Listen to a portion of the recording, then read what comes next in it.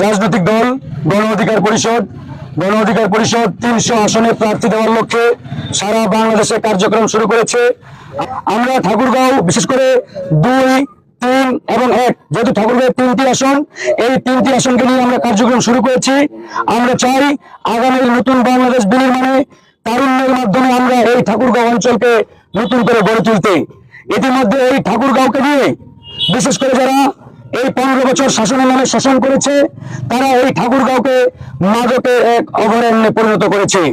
আজকে ঠাকুরগাঁওয়ের বাচ্চারা যখন হাত পাতে কিংবা হাত বাড়ায়, তাদের হাতে ফেন্সিডিল সহ মাদক খুব সহজেই চলে আসে। এই জন্য আমাদের এই অঞ্চলের শিক্ষার্থী থেকে শুরু করে আমাদের ইয়াং জেনারেশনের মাঝে মাদকের যে একটা ব্যাপক শৈলাব অবস্থা, এখান থেকে আমরা আমাদের এই তরুণ প্রজন্মকে বের করে আনতে চাই এবং আমাদের এই তরুণ ভাইদের আমরা এখান থেকে বের করে তাদেরকে একটি উন্নত সমৃদ্ধশালী একটি এলাকা উপহার দিতে চাই। একই সাথে আমাদের এই ঠাকুরগাঁও অঞ্চল বিশেষ করে এখানে অর্থনৈতিক কোনো জোন নেই, কর্মসংস্থানের সেরকম কোনো সুযোগ আমাদের বিগত সময় যারা এখানে নেতৃত্বে ছিলেন, দায়িত্বে ছিলেন, তারা সেটি পালন করতে পারে নাই কিংবা গড়ে তুলতে পারে নাই।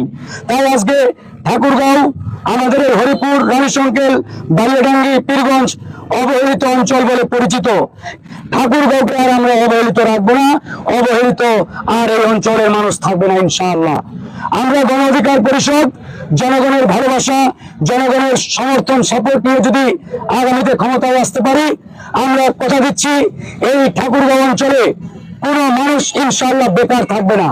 আমরা এই অঞ্চলে বিশেষ করে বেশ কিছু কলকারখানা গড়ে তোলার জন্য আমরা চেষ্টা করব, মানুষ যাতে এই এলাকায় কর্মসংস্থানের সুযোগ পায় সেই লক্ষ্যে আমরা কাজ করব।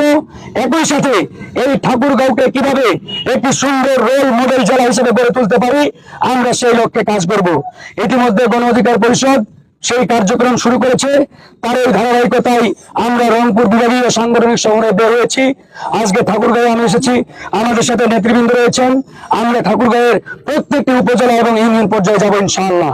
আগামী ফেব্রুয়ারি মাসে ডাকসুর সাবেক ভিপি নুরুল হক নূর ঠাকুরগাঁয়ে আসবেন, ঠাকুরগাঁয়ের সমাবেশ হবে। সেই সমাবেশেও আমরা ঠাকুরগাঁয়ের সকল স্তরের মানুষকে অংশগ্রহণের আহ্বান জানাচ্ছি।